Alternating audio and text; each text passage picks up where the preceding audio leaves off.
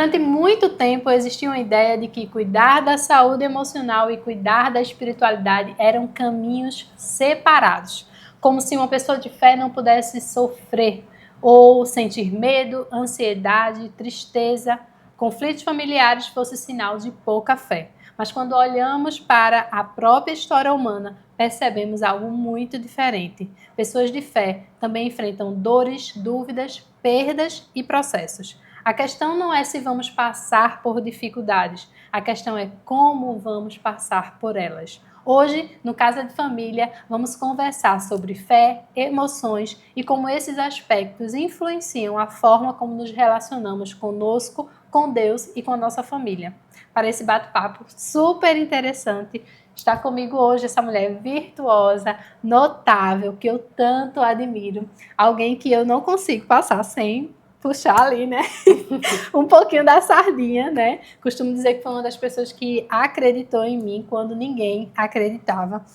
A personificação da calma, da paciência, da bondade e da mansidão. Ilana Montemor, minha querida pastora, escritora e psicanalista, casada com o pastor Tiago Montemor, mãe da Esté e do Pedro, formada em História, com especializações em História do Brasil e Psicopedagogia. Seja muito bem-vinda! Ai, que alegria estar aqui nesse primeiro episódio, né, desse projeto tão lindo, Paloma. E estar aqui com você hoje também, presenciar a bondade do Senhor, aquilo que Ele faz, o que Ele transforma.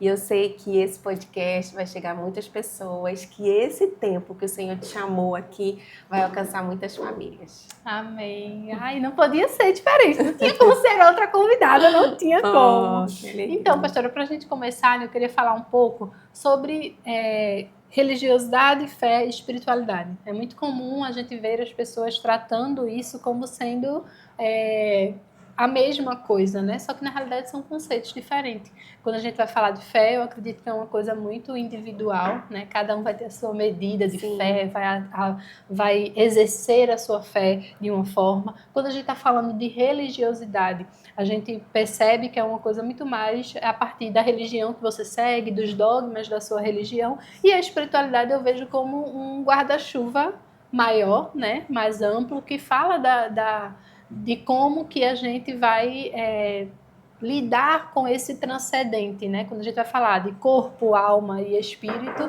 então eu acredito que essa parte da espiritualidade está mais ligada a essa questão mais espiritual. Eu queria entender um pouquinho do seu ponto de vista em relação a isso, como é que a senhora lida com isso dentro da clínica ou até mesmo dentro de outras relações de ensino, por exemplo, né? Que ela também é professora, tá, gente? Né? Então, assim, eu particularmente dentro do consultório, muitas das vezes eu percebo que alguns pacientes eles ficam um pouco reticentes, porque tem muito essa discussão, inclusive, né, de que anda totalmente separado, que é psicologia, que o psicólogo ele não pode ali ter a sua fé declarada, né? E aí a gente fica, será possível essa neutralidade? Até que ponto, dentro do consultório, a gente pode tratar de assuntos que dizem respeito à fé e à espiritualidade? Então, são temas complexos, né? Fé, espiritualidade e religiosidade, né? A religião é aquilo que nos religa a Deus, né? Então, assim, mas cada um vai vivenciar isso de acordo com a sua vivência, com aquilo que aprendeu, né? E quando falando sobre isso, a religiosidade, que eu acredito que é algo que faz com que as pessoas se distanciem de verdade do que é Deus. A religiosidade, né, aquela coisa, faz até ela acreditar que ela não pode recorrer a uma psicoterapia, porque ela crê que Deus é aquele que vai fazer tudo e que ela não pode vivenciar outras experiências. Então, acredito que a religiosidade é algo que afasta o ser humano de viver a plenitude daquilo que Deus tem. Né, que é uma vida muito mais plena. Então, assim, acredito que a espiritualidade é algo fundamental para todo ser humano, porque se nós temos a dimensão corpo, alma e espírito, não tem como a gente só trabalhar um aspecto, né? Mas a religiosidade nos afasta de ver dessa forma, né? Essa espiritualidade mais madura, com mais seriedade. Sim, muito bonito isso que a senhora trouxe. Eu nunca tinha visto por esse ponto de vista, né, dessa religião que religa a Deus, né? E aí é interessante quando a senhora fala da questão de como nós muitas das vezes, né, vamos fazendo esse afastamento daquilo que, não, isso daqui é espiritual, eu trato com Deus, isso daqui eu não tenho que tratar com o homem, né? Inclusive, eu já cheguei a ouvir de um prospecto, né, a paciente, ele diz assim, não, minhas questões, eu e Deus. E depois, quando se engajou no processo terapêutico, foi uma das pessoas que, assim, teve um dos processos terapêuticos mais lindos que eu posso dizer que eu vivenciei até hoje, né? E principalmente porque era um homem, então, às vezes, a gente que é mulher, a gente tem uma facilidade muito maior de lidar com isso, com essa busca por ajuda, né? E o homem, ele já tem aquela coisa ali de que, tipo, o homem não chora. A resistência, né? E assim, eu já tive paciente que sofrendo por questões de ansiedade, né, crise de ansiedade, mas o problema dela não era ansiedade, o problema dela era aceitar que ela poderia ter aqueles sintomas, porque, mas Deus já fez tanto milagre na minha vida. Como é que hoje eu não tenho fé suficiente para ser livre desse mal? Então, o meu processo com ela, no início, foi ela aceitar que mesmo que ela tenha tido fé, mesmo que ela tenha tido várias experiências com o Espírito Santo, naquele momento ela estava adoecida. Imagina. Então, quando ela aceitou, é como se fosse um peso que saiu dela e assim, depois de pouco tempo ela já estava de alta. E aí, quando a gente fala, né, a Sara dizendo isso, do fato dela aceitar, quando a gente fala sobre a espiritualidade, eu vejo que muitos estudiosos, né, da área hoje já têm muitas publicações falando sobre os benefícios, né, da expressão da espiritualidade, da sua religiosidade, de como isso pode surgir, né, como a senhora disse, como um fator de risco, no caso dessa sua paciente, a gente poderia considerar ali que aqueles dogmas e toda aquela... A religiosidade dela. A forma como ela estava enxergando aquilo, agia para ela como um fator de risco, porque estava impedindo dela buscar ajuda, né? Mas também muitos estudos já publicados, né? Muitas pesquisas, por isso inclusive que a gente sempre fala que em se tratando do ambiente terapêutico, do set terapêutico, eu não posso, óbvio, exercer ali a minha fé, né? Porque não se trata de mim, trata-se do meu paciente, mas uma vez que esse paciente traz essa fé dele como uma fé declarada, traz as questões dos dogmas dele como algo que traz um peso, que traz a forma, né, a visão de mundo dentro da TCC, né, a pastora psicanalista, mas eu sou TCCista assim de plantão, mas eu também quero ouvir um pouco de como a psicanálise enxerga isso, mas dentro da TCC a gente acredita muito de que as nossas crenças, ou seja, a nossa visão de mundo, ela se dá a partir daquilo que a gente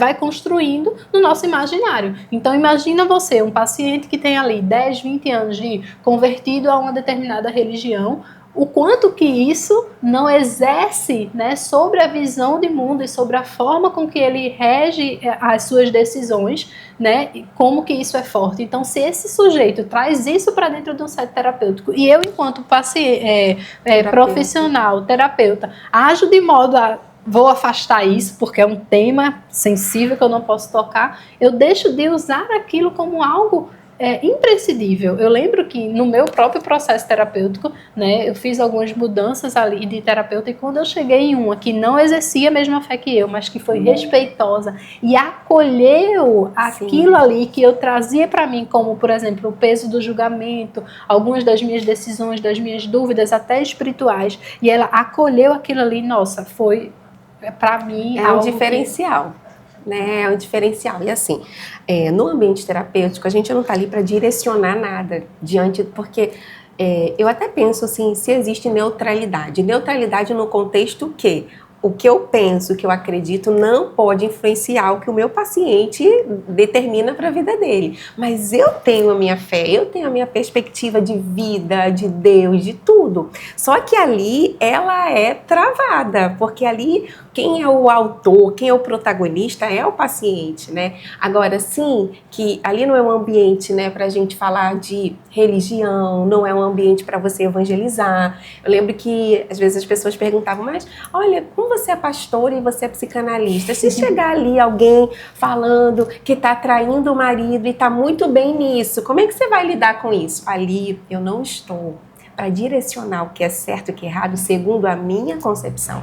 Agora eu posso ajudá-la a compreender onde ela está e as decisões que ela vai tomar mediante isso. A decisão é dela. Eu estou ali mediando, mas eu não estou ali para direcionar. E eu acho isso algo muito rico e de profunda maturidade, né? E que a gente nota, principalmente nesses discursos e discussões mesmo, né, em redes sociais, de que pode, do que não pode, a falta de compreensão das pessoas disso, de que quando eu, né, enquanto psicóloga cristã, a pastora aqui também nessa posição, de que, olha, a nossa intenção não é evangelizar dentro de consultórios, mas também é fazer com que uma pessoa que é da fé cristã, como a nossa, ou de qualquer outra religião, budismo, espiritismo, o que é que seja, dentro do ambiente terapêutico, ela se sinta acolhida também nessa área. Sim. Porque eu vou dar ali uma orientação e um acolhimento na área familiar, na área profissional, e porque quando essa pessoa trazer a espiritualidade dela para dentro do set terapêutico, eu vou fazer como que, não, isso daqui não faz parte, a gente não pode falar disso, muda esse assunto, né? Inclusive, quando a gente estava falando, né, a questão de fatores de risco, que a gente já citou, a gente também vê a fé, né, em muitas das publicações científicas, falando como sendo a espiritualidade como forte fator de proteção para a saúde mental, sim, promovendo resiliência, redução do estresse e o maior sentido à vida. E aí eu queria que a senhora falasse um pouco sobre essa questão do sentido da vida, que a espiritualidade ela tem a capacidade de nos dar, porque principalmente, né, hoje a gente vê tantas questões, né, de pessoas, de fato, aparentemente sem direção, sem sentido, que perguntam o que é que eu estou fazendo aqui, qual é o meu propósito, né? E essa ausência de sentido, muitas das vezes também amplificada por essa questão de que tudo pode, né? Estamos nesse momento que parece que a relativização, né? Não tem um certo, não tem um errado, e isso vai desconstruindo o sentido nas pessoas, isso vai desconstruindo o lugar de que, tipo, onde eu ocupo, quem sou eu, e como é que a senhora enxerga isso? Tem duas questões. Você falou de sentido de vida, né? A gente está numa sociedade com uma vacuidade muito grande, um vazio existencial muito grande, né? Em si mesmada, né? Voltada muito para si, né? O tempo inteiro. E quando a gente fala de sentido de vida, eu lembro logo de Viktor Frankl, né? Eu amo, porque ele tem uma frase que me marcou muito quando ele fala, né? Eu encontrei o sentido da minha vida ajudando outras pessoas a encontrar o sentido da vida delas, né? Então, para mim, o sentido da vida está em algo para além da minha vida. Né, quando a gente tem essa experiência, né, no ambiente cristão, porque muitas vezes você se volta para o outro, você se esquece de você esquece daquilo que você deseja para se envolver com a história de outra pessoa, ajudar ela, lutar por ela, lutar com ela, né? Então, o sentido da vida, quando a espiritualidade nos traz, porque ela traz para nós uma vida para além dessa vida terrena. Ela vai falar de uma vida eterna, ela vai falar de uma vida plena em Deus, sabe? Então, a espiritualidade nos ajuda a encontrar sentido para a nossa vida. Porque se nós vivermos pensando só nessa vida, a gente não vai encontrar sentido em muitas coisas. Mas, por outro lado, quando a gente fala de sentido da vida, eu acredito que tem muito a ver com você se envolver em ajudar outras pessoas. Né, em você se envolver com as demandas de outras pessoas, é uma das coisas que pode te dar sentido, né? E a igreja traz muito essa perspectiva, porque você está ali preocupada com a salvação da pessoa, para que a vida dela familiar, para que a vida dela esteja de uma forma, né? A palavra de Deus vai dizer que o Senhor nos trouxe vida e vida em abundância.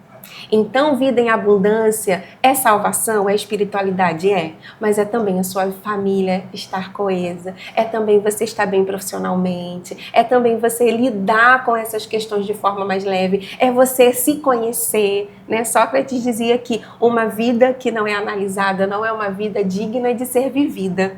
Então vai nos trazer para esse lugar de buscar o autoconhecimento, de buscar essa verdade que está dentro de nós e às vezes nós não temos essa possibilidade de alcançar de uma forma mais ampla, né? Muito lindo tudo que a senhora fala, né? E eu também lembrei de uma frase, eu nem sei qual é o autor, mas quando a senhora fala dessa transcendência, desse para além de eu mesmo, né? Ele diz assim, que miserável seria eu se toda a minha vida se resumisse apenas ao que eu posso ver, ao que eu posso tocar, ao que a essa terra, né? Então acho que a espiritualidade vem muito nesse lugar de transcendência, e quando a senhora fala desse ajudar, né, quando a gente está falando de fatores de proteção, ele vai dizer exatamente isso, a redução do comportamento de risco, porque muitas das vezes, né, a questão da solidão, da depressão, ela é combatida por essa vivência grupal que a prática, né, da nossa espiritualidade em grupo vai nos permitir, né? Então a gente tem aí como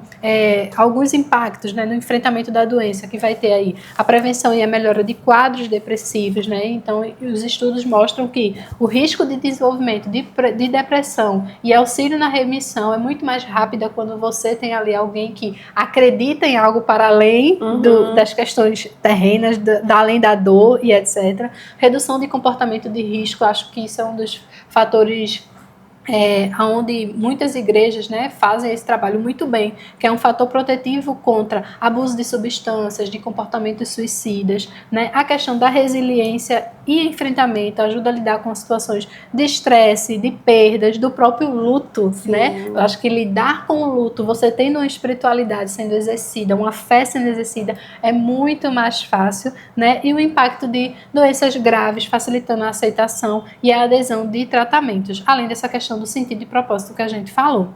Ainda quando a gente fala sobre essa questão, pastora, da aceitação, né, do acompanhamento terapêutico, existe ainda, principalmente muitas das vezes dentro da própria religião cristã, um preconceito acerca do fazer terapia, de tomar medicação psiquiátrica, de ir no psiquiatra. Né? Ai, meu Deus, que tabu, não fala sobre isso. Isso é falta de fé, isso é falta de Deus, isso é falta de oração, de jejum, isso é capeta. É desse jeito. Né? Então, assim, mas a gente já é sabido de que ansiedade, depressão são condições que afetam a química, né, neural, questão cerebral, biológica, né? Que há uma questão biológica envolvida, além de que muitas das vezes, né, muitas dessas pessoas não tiveram uma formação familiar ou social de modo que ajudassem elas a criar, né, habilidades para lidar melhor com as suas emoções. E aí hoje, dentro da sua experiência como pastora, no consultório, como é que a senhora enxerga esse preconceito? Como é que a senhora geralmente trabalha de modo a combater isso, digamos assim? Eu acredito que, assim, tanto o mundo acadêmico como a igreja, eu acho que são duas esferas que estão caminhando mais assim na mesma direção, nesse ponto de vista. Assim como a academia hoje tem pesquisas, né, comprovando a importância da espiritualidade, e não só da espiritualidade, mas a importância da comunidade cristã na sociedade. Né, que é aquilo que você estava falando, né? Há também a igreja que começou a entender que essa questão psicológica, essa questão terapêutica é importante para o processo. Então, acredito que tanto o mundo acadêmico como as igrejas cristãs, elas estão caminhando numa mesma direção, de aceitação uma da outra. Sim. Né? Porque a gente precisa entender que a igreja, né, ela vai cuidar dessa esfera da espiritualidade mesmo, da salvação, e a psicoterapia, ela vai te ajudar a processar questões emocionais, né, elaboração psíquica. Isso a igreja não faz. Quem faz isso é dentro de um processo terapêutico, né? Então, assim, hoje, né, a nossa igreja já teve muitos trabalhos terapêuticos, né? Sim. Nós tínhamos a tarde de fortalecimento emocional, palestras, conscientização. É uma coisa que nossa igreja trabalha muito, mas não é o papel da igreja principal. O papel principal da igreja é falar da salvação. É falar de Jesus e pregar o evangelho. Só que, graças a Deus, as igrejas também estão se envolvendo nisso de uma forma a equilibrar esse assunto. Mas a gente precisa entender que esse não é o papel da igreja. Ela pode fazer isso, mas não vai de maneira nenhuma fazer com que o processo terapêutico seja inativo.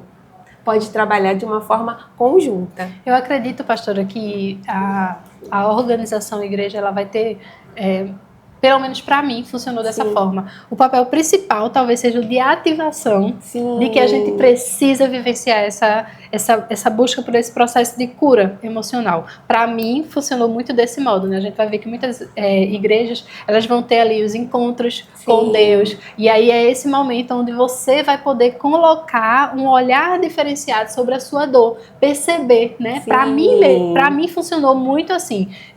Os retiros, né? Os encontros com Deus que eu participei lá na igreja me trouxeram esse despertar de, olha, tem essa dor na relação com a minha mãe. Eu não sabia que tinha isso. É um start, né? Exato. Eu não sabia que eu precisava perdoar isso aqui, eu não sabia que eu precisava tratar isso. E aí, a partir desse despertar, eu precisei, óbvio, teve toda uma questão espiritual envolvida, mas havia, como a senhora disse, um papel que a igreja não poderia cumprir, não por falta de vontade ou alguma coisa do tipo, mas é porque é necessário a gente compreender que existem papéis diferentes, né? Então, assim, quando a gente vai falar sobre saúde emocional, é preciso lembrar que são grandes áreas, né, que se concentram ali. Então, a gente falando prioritariamente, né, a questão do equilíbrio emocional. As pessoas, elas vão reger ali a situação de trabalho, de família, as próprias relações com a igreja, com os amigos, né? Tem os hábitos e os vícios, que já é uma outra área que muitas igrejas trabalham fortemente nisso, né? Porque a gente vem falar ali sobre a questão do uso ou não uso de determinadas coisas, e aí de que maneira esse condicionamento emocional ele vai construir ou destruir, e como as pessoas desenvolvem ou perdem a habilidade de gerenciar suas emoções. E por último, a gente vai ter ali a questão do trauma e da resiliência, que eu sei que é um assunto que a senhora adora falar, né?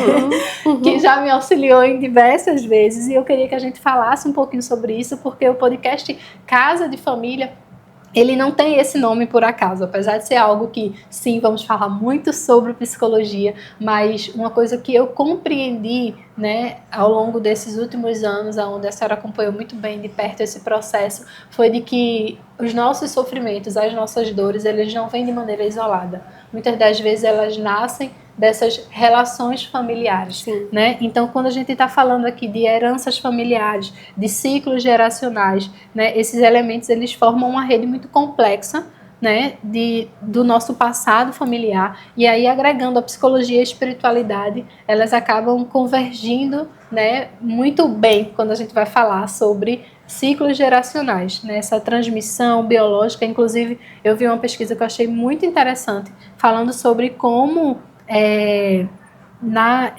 epigênese... Epigenética. Epigenética, exato. A epigenética, né, uma coisa que eu achei incrível, eles indicam que vivências traumáticas podem alterar a expressão de genes, passando a vulnerabilidade para os seus descendentes. Eu achei isso muito forte. É muito legal. E é um estudo muito, muito atual, né, a epigenética, comprovando a questão da transmissão dos traumas familiares de forma biológica, né? Isso é muito forte e a gente precisa compreender sobre isso. Assim, eu costumo dizer, né, que aquilo que não é elaborado tende a ser repetido. Sim. E o que acontece muitas vezes nas famílias são questões que elas vão se vivenciando de forma automática. Aquilo que você não elabora, né? Aquela relação com a mãe que não foi elaborada, você vai transferir isso para outras figuras simbólicas que representa essa mãe. Essa relação com esse pai que não foi elaborado, ela vai vir com outros autores, mas ela vai se apresentar novamente. Então, muitas famílias transmitem sem perceber a forma que ela aprendeu de amar, de se relacionar, até de sofrer. Exato. Até de sofrer. Então, a terapia, ela vai ajudar a interromper esses ciclos que atravessam gerações, né? E a palavra de Deus vai dizer que a verdade nos liberta. A verdade de Jesus liberta, mas a nossa verdade também nos liberta. Quando fala da epigenética, tem um livro muito interessante que é Não Começou em Você, que fala justamente desses traumas familiares que vão passando de geração em geração. Mas alguém precisa se posicionar e falar, não, isso aqui tem uma disfuncionalidade aqui. E eu acho que esse podcast, né, Casa de Família, vai trazendo cada vez mais esclarecimento. Pode ser que esse podcast traga insight para algumas famílias que estão aqui. Caramba, agora eu estou percebendo que eu me comporto como minha mãe. Sim. Eu estou tratando meus filhos como minha mãe fazia comigo. Caramba, eu estou me relacionando com meu marido da mesma forma que minha mãe e eu achava isso horrível. E isso é muito mais uma memória educacional, né, pastora? É a TCC, ó. É a TCC. É porque, às vezes, a gente vai falar assim, eu não vou repetir. Eu lembro... Comigo aconteceu várias vezes. Eu acho que em um dos gabinetes pastorais, a pastora disse que eu não ia fazer isso que a minha mãe fez. E cá estava eu repetindo, porque alguns desses padrões, eles são invisíveis. E é o que a senhora disse, a gente precisa entender que eu vou até ter a consciência disso. Muitas das vezes tem pacientes que chegam para mim, mas Paloma, porque eu sei de tal coisa, foi assim, ele explica tudo, né? Ele tem uma ordem cronológica de tudo, a explicação de todos os fatos, como se deu e que ele é assim por causa do pai, que ele é assim porque a mãe fazia assim, aquilo outro. Mas e por que então, apesar de eu ter toda essa tomada de consciência, eu continuo repetindo? Porque tem padrões que são invisíveis. Né? Então, muitas das vezes a gente adota estratégias que são de sobrevivência, que naquele momento fazia sentido pra gente. Só que daí a gente evolui, casa, tem filhos, e aí a gente vai utilizando dessas estratégias, como por exemplo o silêncio, a repressão desses sentimentos mesmo, a própria desconfiança a respeito do outro. A indiferença, né? A indiferença é uma coisa que... as criações antigas, né? Sim. A moda de criar era muito assim. Se você fizesse algo errado, chamava a tua atenção e para que isso fosse compreendido, indiferença. Vou fazer que você nem tá aqui, para você ver que eu estou aborrecida com você. E aí, eu já me vi fazendo isso lá atrás com a minha filha. E teve um dia que eu fui chamar a atenção dela e aí ela me cercando e eu na hora... Dona Kátia tá aqui agora. Dona Kátia, querida, um beijo. Minha querida mãe. E aí eu falei, não, isso de alguma maneira, né, trouxe essa repetição. Eu não quero que seja assim com ela, né? Sim. E aí a gente vai percebendo, mas assim, esses padrões de repetição, esse livro que eu comentei aqui, Não Começou em Você, traz pra gente essa conscientização, né? Caramba, eu tô repetindo coisas que não são minhas, é da minha geração, era como minha família se portava, era como minha família se relacionava. Mas ele tem uma coisa que eu acho que também nos chama para uma responsabilidade. Mas pode terminar em você. Ai, que forte. Né? Porque muita coisa não começou na gente. Mas não adianta a gente ficar responsabilizando todas as gerações, o meu avô, tataravô. Isso não muda, o que muda é responsabilização e tomada de decisão. Exatamente. Né? Então, não começou com você, mas pode terminar em você. É exatamente isso, assim, né? A senhora estava falando agora sobre essa repetição de destinos, né? Sim. E aí esse destino que pode ser mudado, né? Então, quando o trauma, ele não é ali reconhecido, né? Que é o primeiro ponto que a gente precisa, é reconhecer que eu tenho essa dor, é reconhecer que eu tenho aqui esse trauma, e aí depois eu processo isso de modo consciente, né? E aí, se eu não faço, se eu não elaboro essa dor, se eu não elaboro esse trauma, ele vai acabar se repetindo. E aí vai muitas das vezes se manifestar através de uma ansiedade, de uma culpa excessiva, aquela mãe que o tempo inteiro acha que está em falha, que está em falta, que por mais que ela faça, parece que ela não entrega o suficiente. A própria dificuldade de estabelecer os limites nas relações, de dizer o não. Acho que a gente nunca teve uma sociedade com tanta dificuldade de dizer o não, né? Parece que a gente às vezes, eu não respondo, eu deixo para amanhã, ou eu lembro que recentemente eu estava com um paciente e ele disse, eu nunca disse eu quero. Eu falo, pode ser. Eu me dei conta disso, eu anotei aqui, doutora, que eu anotei, legal. Porque eu disse, ou seja, essa dificuldade de colocar limites, porque a minha mãe me dizia que você não tem querer. Você não tem querer. Então, se eu não tenho querer, pode ser.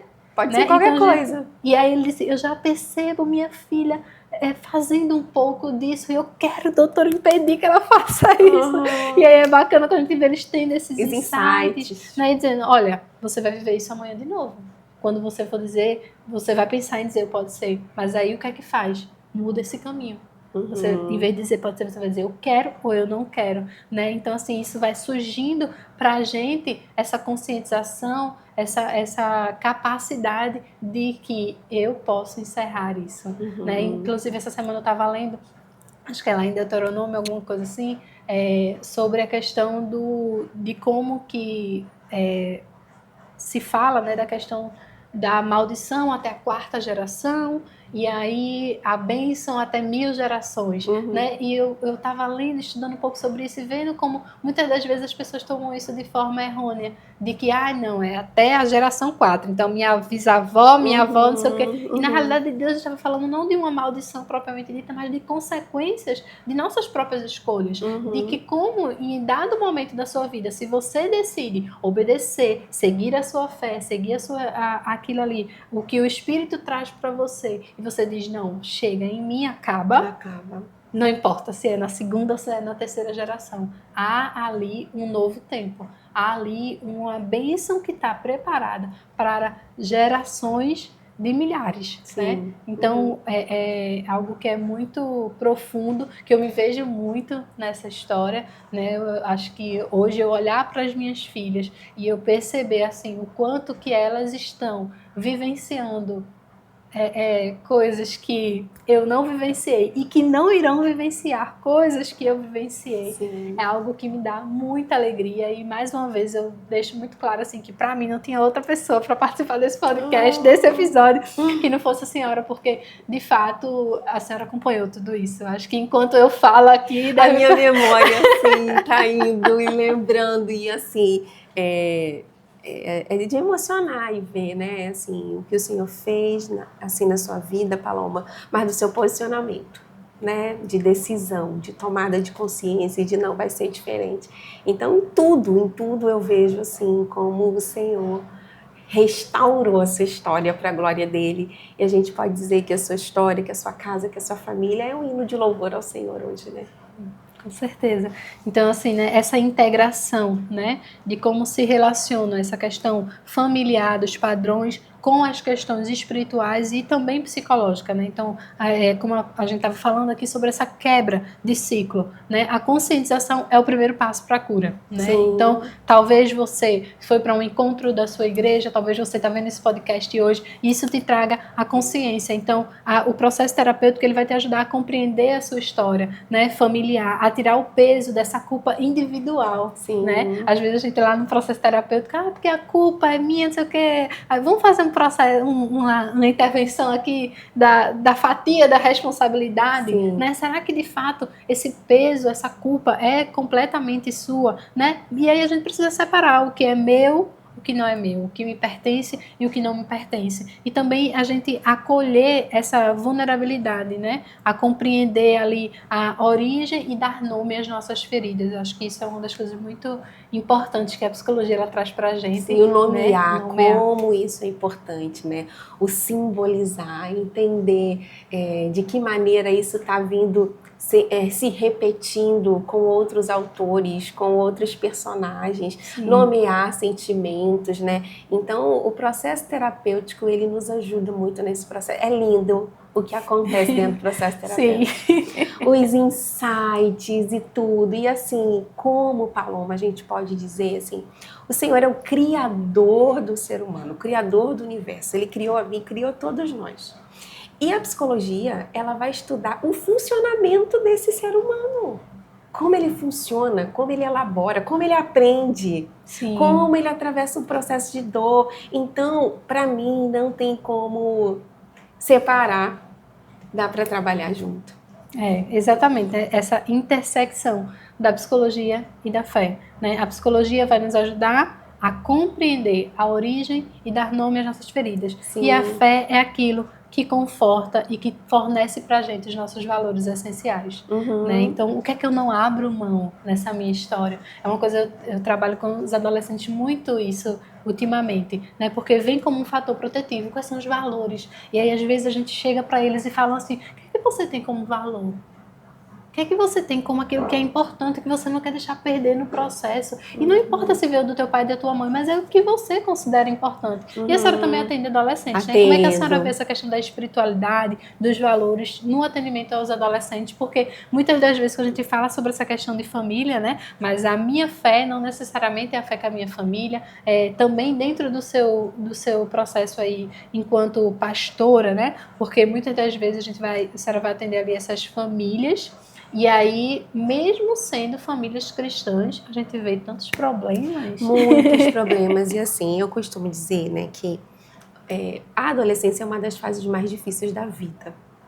E, infelizmente, muitos pais, sem ter esse conhecimento, tá sofrendo por quê? Tu não tem boleto para pagar. E você não trabalha, só estuda. Da onde vem esse sofrimento? Gente, mas é um momento de tanta indecisão, de formação de identidade, é um senso de justiça muito grande que eles têm, e assim, eles querem, né, libertar o mundo inteiro, é uma coisa assim, então assim, é uma fase muito difícil. E se essa relação com o pai, com os pais, ela não foi bem nutrida, na adolescência isso vai pipocar de uma forma muito ruim. Né? Então é um momento muito difícil, é um momento de decisão, é um momento de formação de identidade, de muitas inseguranças, incertezas. E assim, essa questão da fé frequenta muito o consultório. Sim. Porque às vezes eu atendo muitas famílias onde os pais são cristãos e o adolescente está naquele momento revoltoso. De dúvidas, de questionamentos. Tudo, eu não quero isso e tal e tal. Então assim, é um momento muito difícil. Então assim, eu trabalho muito esse momento de acolhimento, né, com esse adolescente, para que ele tenha esse ambiente de escuta, mas também de processamento, porque às vezes eles não estão negando a fé. Eles só não querem vivenciar a fé como os pais vivenciaram. E muitas das vezes, também, pastora, pelo menos o que eu percebo, né, das experiências que eu tive também dentro de consultório, é que às vezes é muito mais uma curiosidade, de compreensão mesmo. E eu me vejo quando eu era adolescente. Eu lembro que a gente fez um livro, né? A gente, em colaboração. Sim. Eu fiquei pensando, eu tenho que botar uma coisinha aqui pra gente colocar os livros das convidadas. E aí, nesse livro, eu falei muito sobre, né, restauradas, né? E eu falei sobre quanto eu tive restaurada a minha fé na questão das dúvidas, que o lugar de dúvida que eu ocupava, isso veio muito da adolescência, de questionar, mas Deus, a ciência, como é que isso não se confronta, como é que isso pode caminhar, né? Será que eu posso ser uma pessoa da psicologia, por exemplo, dos processos científicos e ainda assim acreditar em Deus, né? Essa questão da criação do mundo. Então eu percebo muitas das vezes que os pais acabam gerando um afastamento por muito dogma religioso. Por medo da onde essa dúvida vai gerar, vai levar ele para onde, né? E a família é um ambiente para falar disso.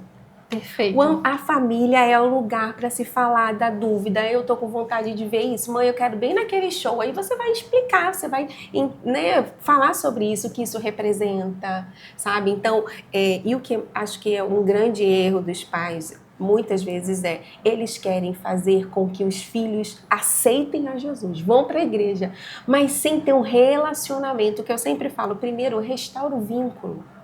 Restaura o vínculo dessa relação pai, mãe, família, porque se esse vínculo for restaurado, o que você falar vai ter credibilidade. Então parece, às vezes eles se sentem como, eles querem que eu vá para a igreja de qualquer jeito, mas não tem relacionamento. Então assim, primeiro, restaure o vínculo, depois o que você falar vai ser bem aceito. Quando você fala de Jesus, quando você fala do que for, né? Então às vezes a gente está tão preocupado com a salvação, que é uma preocupação, né? A gente está preocupado tanto com isso com os nossos filhos, mas a gente deixa de dar atenção àquilo que é necessário, vínculo, relacionamento. A casa precisa ser um lugar de falar tudo, né? E às vezes os pais têm medo das dúvidas. Essa dúvida vai levar para onde? A dúvida é para ser respondida. E não tem lugar melhor do que a mesa.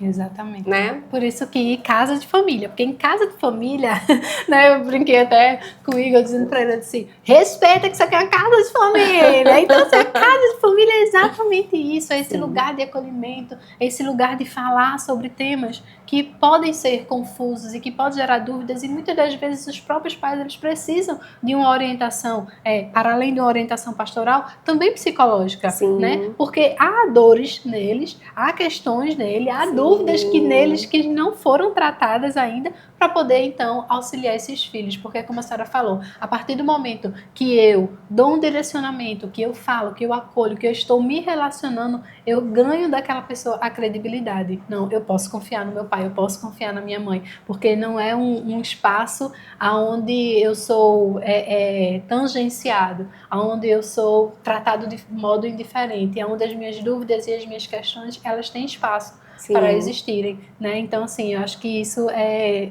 imprescindível, é muito importante que você que nos assiste enquanto pai, enquanto mãe, leve em consideração, né, e busque ajuda sempre que necessário, porque isso também não é um sinal de fracasso. Muito pelo contrário, quando um pai ou uma mãe chega para mim, eu digo para ele, nossa, eu acho que a maior prova de amor que você pode dar para os seus filhos e de que você está indo no caminho certo é você estar aqui, porque a pessoa que ela não busca ajuda, que ela não busca compreender os processos e que não busca mudança, é alguém que parece que, não, tá tudo certo, eu tenho tudo sob controle, mas não, quando eu me preocupo a ponto de buscar auxílio, significa de que esse meu filho, essa minha filha está muito bem amparado, né? Acho que tem um dos conceitos da psicanálise que eu mais amo, que é do pai e da mãe suficientemente o Winnicott. Vai, quer falar um pouquinho? Eu gosto, né, disso, porque vai falar assim, nós mães, eu falo que o sinônimo de mãe é culpa, né? A gente sempre acha que tem que fazer mais, que pode fazer mais. E quando o Winnicott traz esse conceito de mãe suficientemente boa, é para trazer leveza. Nós não vamos conseguir a perfeição, mas nós estamos buscando melhorar para que nosso filho possa usufruir de uma maternidade segura, de uma família segura. Então, se contente em ser suficiente, né? Não dá para ser perfeito, vai ter mazelas.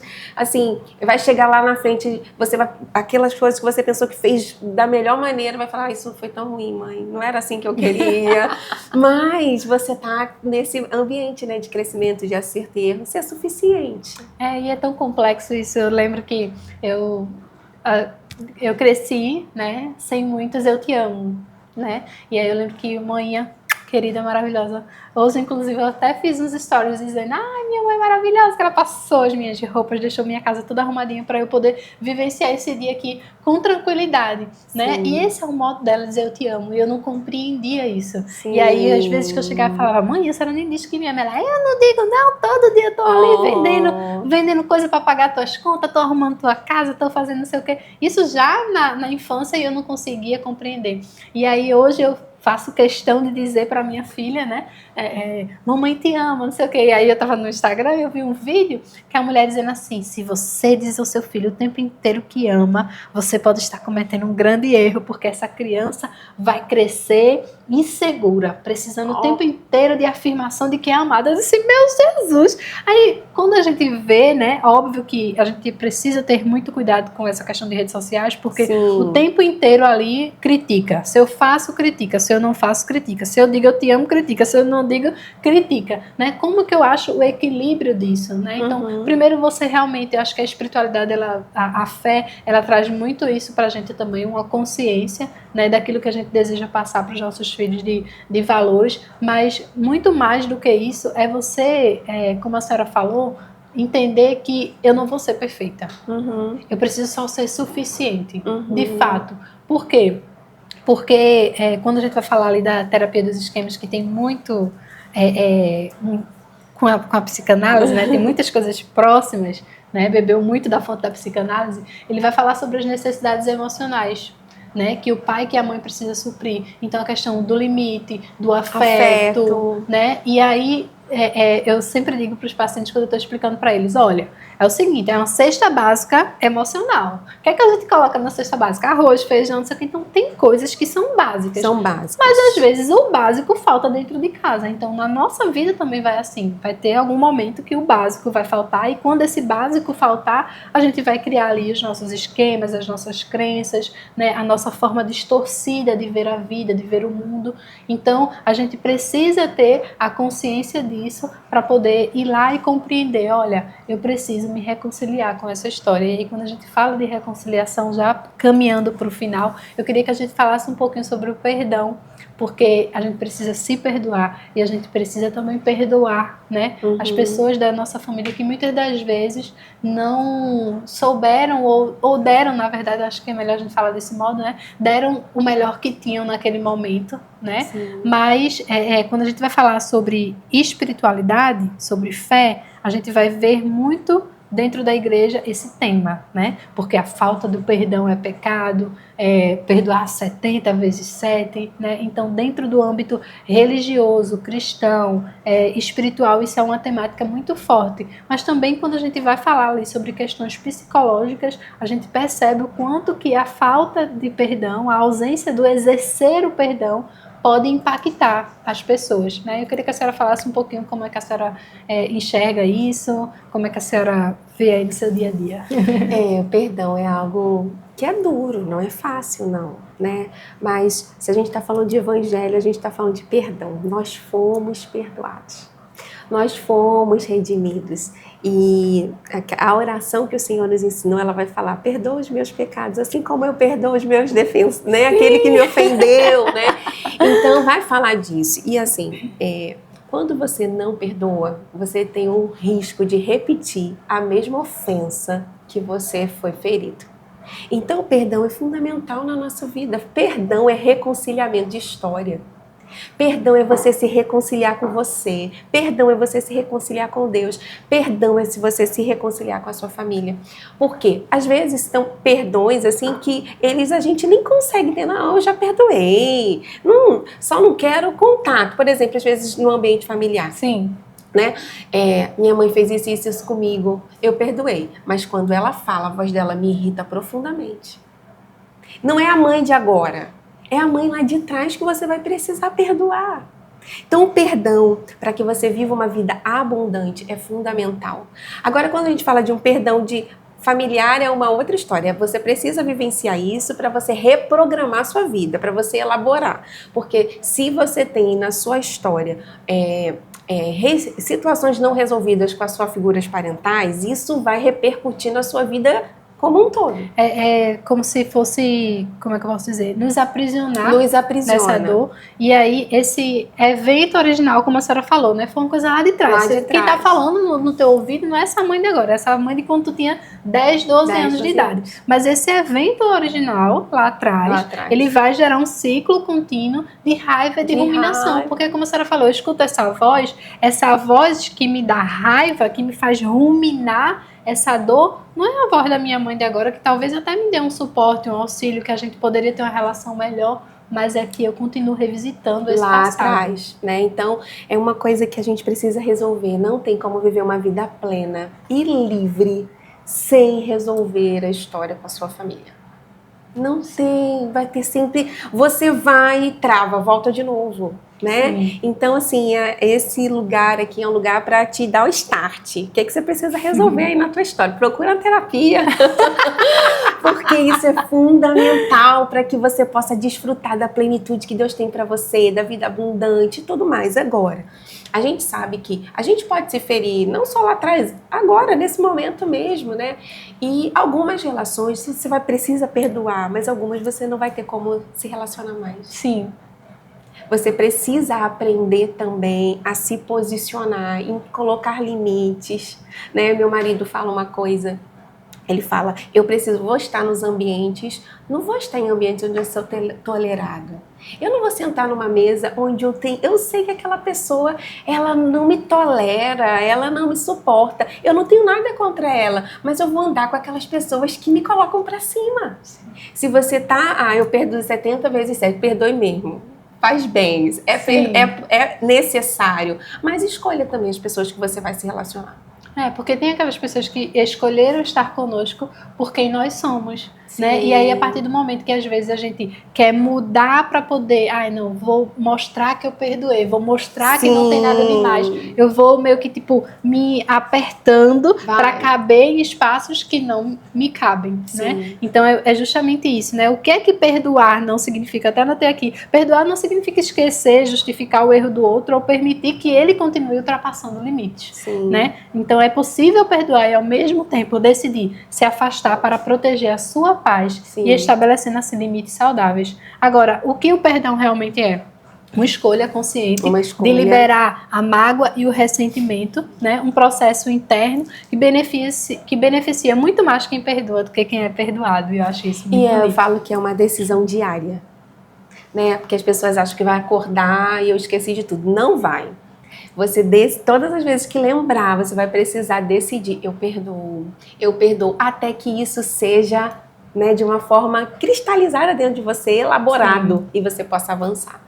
Né? É isso. A senhora teria algum outro ponto que a senhora quer trazer pra gente, que a senhora acha pertinente a gente falar? Caso não, tenho aqui algumas perguntinhas pra gente finalizar, mas eu vou deixar a senhora um pouquinho livre aí pra senhora falar. Eu coloquei umas coisas aqui, assim, que eu acho pertinente é que, gente, a oração, ela não substitui a elaboração emocional. Né? A terapia não substitui relacionamento com Deus. Terapia é maravilhoso, mas não substitui seu relacionamento com Deus. E na minha concepção, Deus pode usar todas as ferramentas para promover cura. E uma coisa, quando a gente estava falando desse ambiente da igreja, de comunhão, que eu acho muito interessante, Brené Brown, ela fala uma coisa: a cura não é algo que acontece isoladamente. A cura acontece através dos relacionamentos. Sim. Através do relacionamento do terapeuta com o paciente, através do relacionamento entre irmãos na igreja. A cura não é algo que vai acontecer você lá isolado. Agora eu não quero mais saber de ninguém. Não, o Senhor nos fez para se relacionar. Então, se de repente tem pessoas aí que eu decidi me excluir, me isolar, não é esse o lugar que o Senhor tem para você. A cura vai acontecer no ferro afiando ferro, no relacionamento, né? E Deus tem isso para nós. Para você ser mais paciente, você vai precisar lidar com pessoas que lhe ajudem a exercer essa paciência, né? Eu acredito muito nisso, tanto, pastora, que eu demorei um pouco, né, para chegar aqui, por exemplo, a formar esse podcast, porque me faltava compreender qual era o caminho que eu gostaria de seguir. E aí isso que a senhora falou é muito forte. E eu percebi o quanto que as relações me transformaram, né? Inclusive a logo lá da igreja, né? Um lugar de relacionamentos transformadores. E eu percebo o quanto que isso é uma verdade na minha vida. Por isso o podcast Casa de Família, com um nome que parece que não tem nada a ver com psicologia, né? Mas tem muita coisa. Mas tem muito a ver. Por quê? Porque a família é a nossa relação primária. Então, é onde a gente aprende os nossos afetos a se relacionar, e aí, a partir disso, vai ter as nossas relações interpessoais, as nossas relações profissionais, e a futura família que a gente vai criar. Então, o quanto que isso é importante, né? A gente ter essa consciência do papel relacional, da importância, né? A própria fé, quando vai falar ali da fé cristã, a gente vai falar de um Deus que é uma trindade, Pai, Filho e Espírito. Acho que isso já sinaliza pra gente o quanto que o próprio Deus, ele deixou claro pra gente o quanto que ele é um Senhor relacional. Sim. Ele descia ao jardim para se relacionar ali, né? A morte de cruz é justamente para que se mantenha esse relacionamento sem que a gente precise ali das interferências de um animal ou de qualquer coisa que seja, né? Para que a gente possa contactar diretamente com esse Deus. Então, eu acho que é muito provado de que se relacionar é algo que Deus deseja de nós, e que a espiritualidade como um todo ela é melhor exercida. Sim. Quando ela ocorre dessa forma. Perfeito. Né? Então, assim, para a gente fechar, né, acho que fica nítido para você que é necessário esse caminho de reconstrução, admitir e validar os ressentimentos, permitir-se viver o processo de elaboração da dor, buscar autoconhecimento e utilizar as ferramentas como a meditação, a oração, os recursos terapêuticos, né, para reflexão. É fundamental a gente lembrar que a espiritualidade atua como um suporte complementar e não substitui o acompanhamento médico ou psiquiátrico, né? Como a pastora muito bem falou no início do nosso episódio, cada uma dessas coisas tem um papel na nossa vida, né? E a nossa intenção aqui não é dizer que a espiritualidade ou a fé, ela substitui o processo terapêutico e nem vice-versa, né? Acho que dentro da nossa vida, cada uma dessas coisas tem um lugar especial a ser ocupado. E aí, quando isso é vivenciado de forma saudável e humanizada, ela é respeitada e integrada por profissionais de saúde no cuidado integral do paciente. Então, estamos aqui duas profissionais da área, né? Da saúde emocional, e compreendemos o quanto que isso é imprescindível para os nossos paciente, né, pastora? Então, e a maturidade espiritual, né, não é você esconder a dor, mas aprender a enfrentá-la com responsabilidade, com fé e, quando necessário, com ajuda especializada. Né? Exatamente. Então, olha, a gente tem um momento aqui que é para a gente fazer uma pergunta para conhecer um pouquinho mais, né, dos nossos participantes. E aí eu queria saber, em primeiro lugar, o que é família para a senhora? É meu refúgio, é tudo para mim. Existe algum valor ou aprendizado da sua família que a senhora faz questão de levar para a vida e algum ciclo que a senhora decidiu interromper? Sim, assim, eu sempre falo que os princípios da minha família, né, meus pais nos levaram a Jesus, né, então nós fomos criadas nesse ambiente.